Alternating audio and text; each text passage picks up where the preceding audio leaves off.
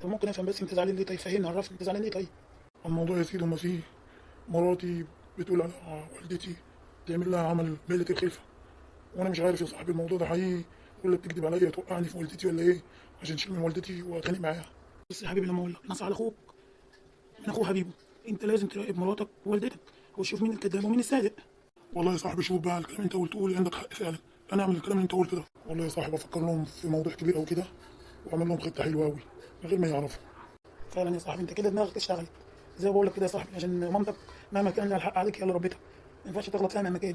ممكن مراتك دي بتسلطك على امك عشان تكرهها، ممكن ما تكونش بتحبها وبتعملها وحش عشان كده بتعمل معاك كده. والله يا صاحبي انا ما اقدرش اظلمهم هما الاثنين غير لما اتاكد واشوف، وساعتها لو مراتي طلعت كدابه وبتبل على والدتي وبتقول كلام وبس، ساعتها انا هطلقها واخلص منها. ايوه يا صاحبي فعلا، لو طلعت هي كدابه وبتقول على والدتك كلام وخلاص وتوقع ما بينكم، لازم تشوف حل بس بالعقل يا صاحبي، ما تطلعهاش. شوف ايه يعني الموضوع، بتكره والدتك ليه وليه بتتعامل معاها، وبعدين ما نقعدش نسبب الاسباب قبل اوانها يعني. طبعا يا صاحبي ما كانش يتعامل مامتي بما يرضي الله وتبقى كويسه معاها، دي ما تنفعنيش طبعا. على كده انت يا صاحبي عليك نور بتفهمنا اهو، دماغك شغاله. لازم ما تخربش بيتك يا صاحبي قبل ما تعرف الحقيقه فين.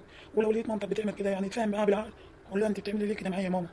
طبعا طبعا يا صاحبي عندك حق، انا لازم اشوف الموضوع ده فورا. ايوه فعلا يا صاحبي انا لازم اخطط للموضوع ده. ايوه يا صاحبي، لازم تعرف مراتك بتروح فين وتيجي منين، لازم تعرف الموضوع ده يعني، ما تسكتش. فعلا يا صاحبي عندك حق، انا لازم اعرف بتكلم مين وتقعد مع مين وايه الموضوع. والله يا صاحبي مش عارف اقول لك ايه، والله يا صاحبي مش عارف اقول لك ايه. عندي ست بتاعتي كويسه وطيبه، شايله مامتي، مش مقصره معاها وكويسه معاها، بتشيلها من على الارض شيل. طب والله الست بتاعتك كويسه، طيب ربنا يكرم مصلحة، انت طيب ومراتك طيبه وطيبون للطيبين. امال ايه يا صاحبي؟ والله ما بستخسرش فيها حاجه، انت انا مع والدتي كويس، وهي بتقول بتعمل كده ربنا هيرضى عليها ويكرمها.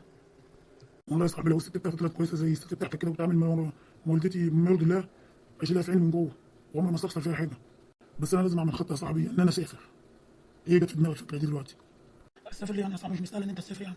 والله يا صاحبي انا عايز اسافر كده وكده يعني، عشان اعمل خطه وخطه تظبط معايا.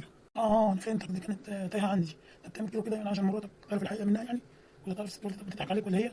طيب يا صاحبي ربنا يوفقك. اللهم امين يا صاحبي، ادعي لي بس عايز دعوتك. انت حبيبي، انا ممكن انساك؟ لا طبعا، ما اقدرش انساك يا صاحبي. طبعا يا صاحبي ربنا يخليك ليا، انت صاحب عمري واحكي لك كل مشاكلي، بس مش عارف يا صاحبي لازم اخد شنطه هدوم برضه معايا. ايوه فعلا، انت صدق الصغيره بتاعت فين دي، لازم تاخد شنطه هدوم معاك عشان الست بتاعتك تصدق ووالدتك كمان. تمام كده يا صاحبي، بس فكر معايا يا صاحبي ان انا اقول لها نسافر فين. تسافر فين؟ تسافر فين يا صاحبي؟ فكر كده يا صاحبي باختراعاتك الجميله. ماشي ماشي يا صاحبي، انا قادر بفكر لك اهو. ولازم يا صاحبي تفكر لي في خطه جهنميه. تسافر دبي يا صاحبي؟ دبي ايه يا صاحبي؟ انت صدقت فعلا انا هسافر؟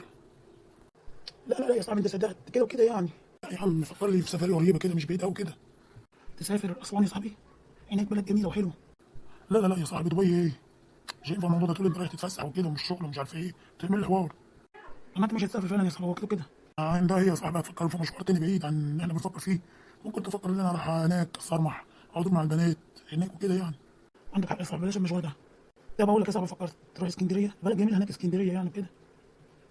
اسكندريه يا ابدع ناس. اجدع الناس ايه وبتاع يا صاحبي، انا مش عايز اروح اسكندريه وغيره. انا حيرتني يا صاحبي، انت عايز تسافر فين عشان خطتك تمشي؟ اسافر امريكا مثلا يا صاحبي. يا امريكا حتى واحده كده يا صاحبي، انت طلعت فوق قوي. يا عم كده وكده يعني انا رايح اسافر بجد. سافر يا صاحبي بورسعيد طيب. ممكن اقول له يا صاحبي رايح طنطا مثلا.